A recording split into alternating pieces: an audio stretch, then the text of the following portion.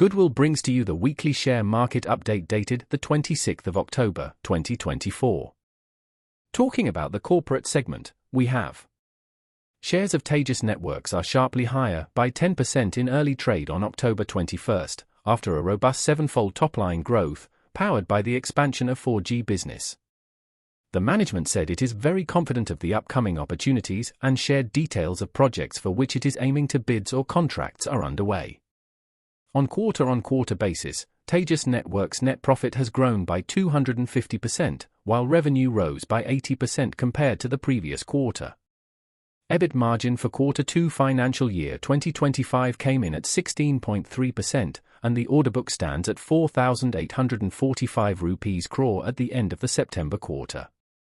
The ramp-up for BSNL's Pan-India network has contributed to the massive growth in the quarterly revenue, said Tejas Networks, adding that its wireless business has received additional orders for 4G sites in a few circles.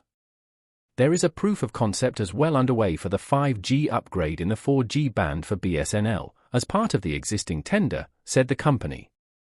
The company said it sees large opportunities in several categories of business, including wireless and wireline network expansion the world over.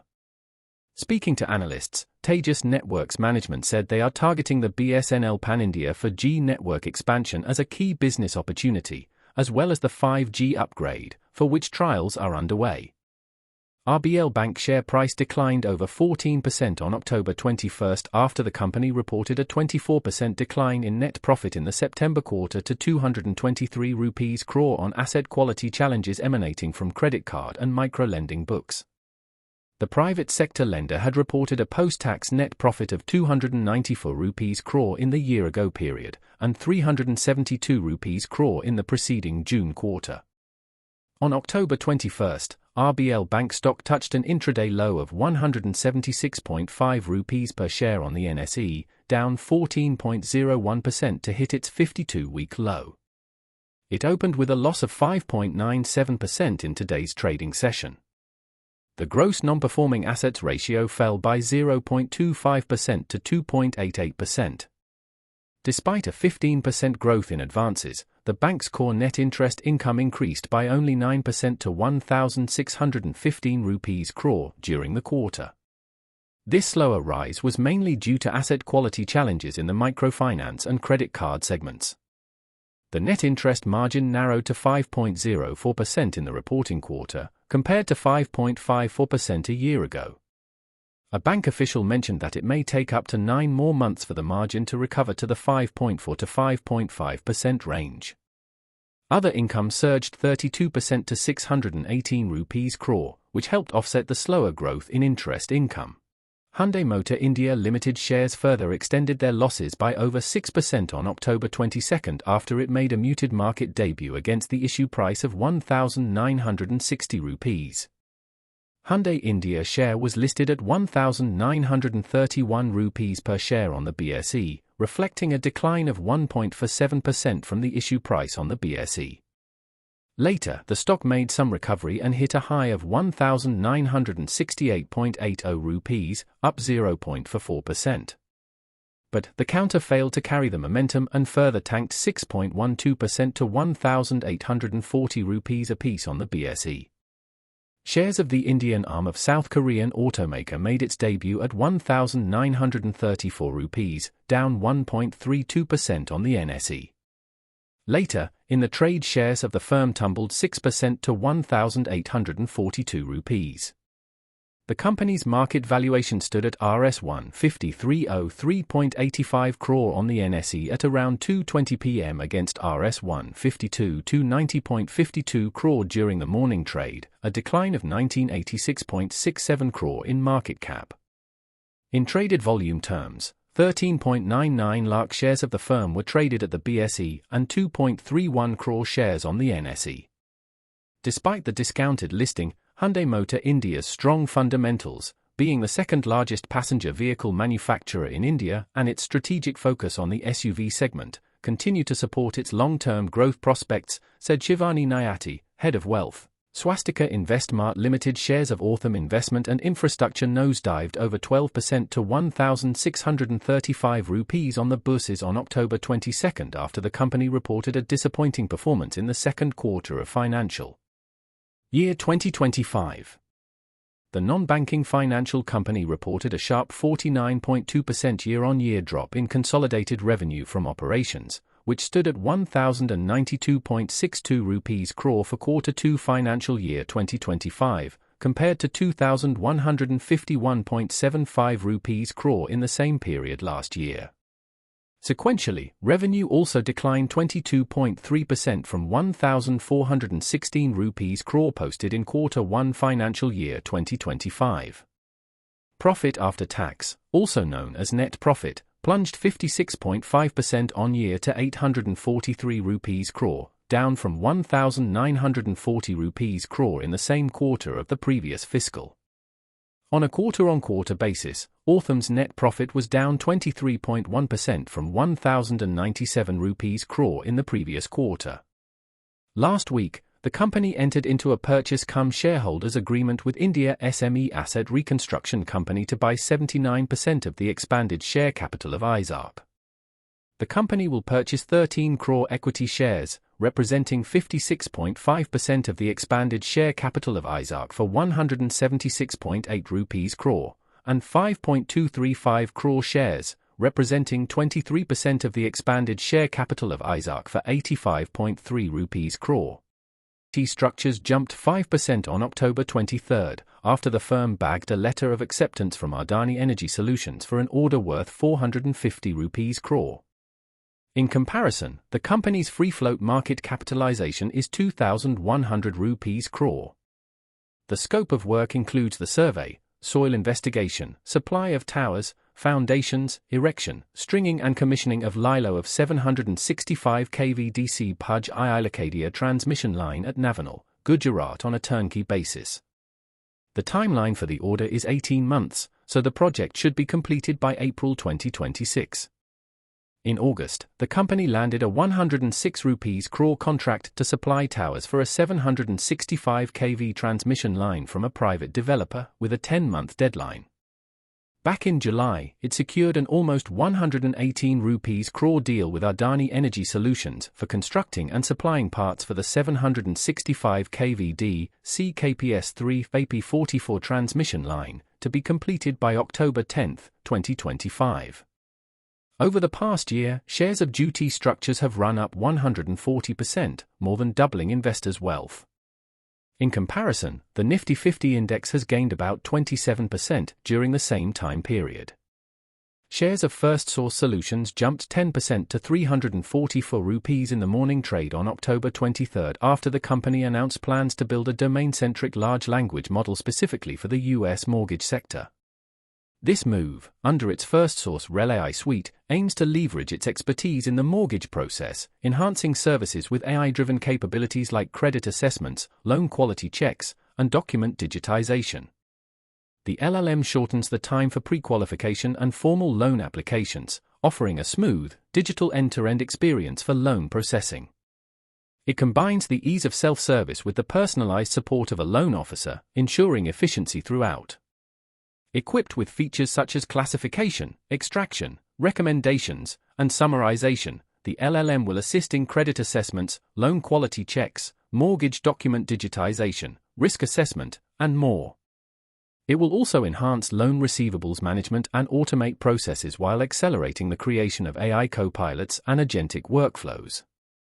Generative AI is transforming both our business and our clients' operations, and the mortgage is a critical domain for us, and we are uniquely positioned to capture the opportunity with the interplay of domain knowledge and technology, Ritesh Idnani, Managing Director and Chief Executive Officer at First Source, said. Shares of Care Ratings soared 20% to hit the upper circuit and a 52-week high of 1,409 rupees on October 24, following the release of robust September quarter results. The company posted 31% year-on-year growth in consolidated profit after tax at 46.88 rupees crore, with revenue from operations rising 22% year-on-year to 117.37 rupees crore. Operationally, Care Ratings delivered impressive numbers, with EBITDA climbing 33% year-on-year to 55.72 rupees crore and an EBITDA margin of 47%, reflecting efficient management and solid performance across its business segments. The company attributed its growth to both its core ratings business and newer non-rating verticals, showcasing a well-rounded expansion strategy. In its earnings call, the management emphasized momentum in initial ratings for capital market instruments, securitization, and bank debt, reflecting its focus on quality-led growth. Despite healthy 15% year-on-year growth in overall bank credit offtake as of August financial year 2025, the company noted some slowdown in lending to NBFCs, down to 11.9% growth from 21.3% last year, and personal loans, 16.9% versus 18.3%, driven by higher risk-weighting norms in these segments. Adani Wilmar Limited on Thursday returned to black with a consolidated profit of 311.02 rupees crore in September 2024 quarter of the current fiscal. The edible oil major had reported a loss of 130.73 rupees crore in July-September quarter of preceding 2023-24 fiscal, the company said in an exchange filing. In June 2024 quarter, the company had reported a net profit of 313.20 rupees crore. The revenue from operations of the company was up 18% at 14,460.45 rupees crore in the September 2024 quarter against 12,267.15 rupees crore on year. The total income of the company increased to 14,565.30 rupees crore in the reporting period from 12,331.20 rupees crore a year ago, while the total expenses of the company increased to 14,163.43 rupees crore from 12,439.45 rupees crore in the same period a year ago.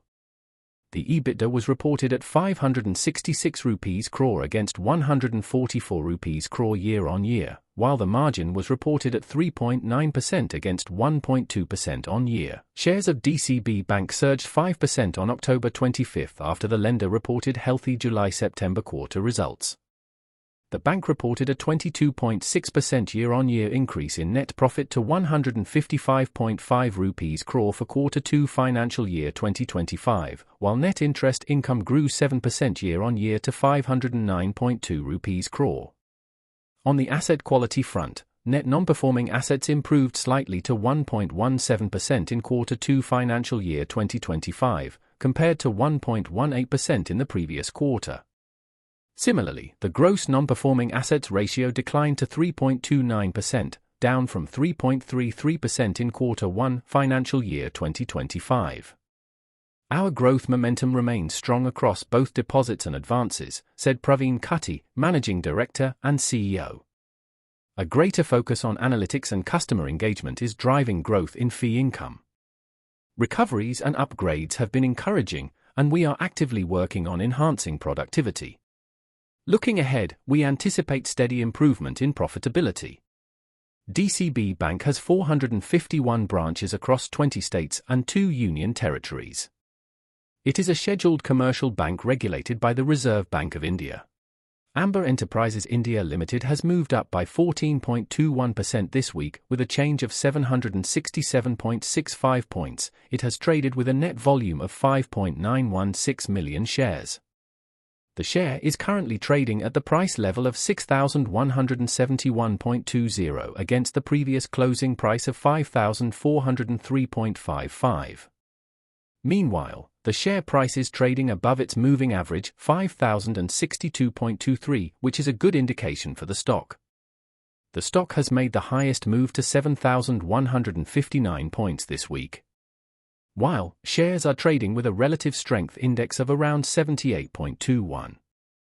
Deepak Fertilizers and Petrochemicals Corporation Limited has moved up by 14.21% this week with a change of 113.90 points. It has traded with a net volume of 5.363 million shares. The share is currently trading at the price level of 1,133.70 against the previous closing price of 1,019.80. Meanwhile, the share price is trading above its moving average, 1,038.36, which is a good indication for the stock.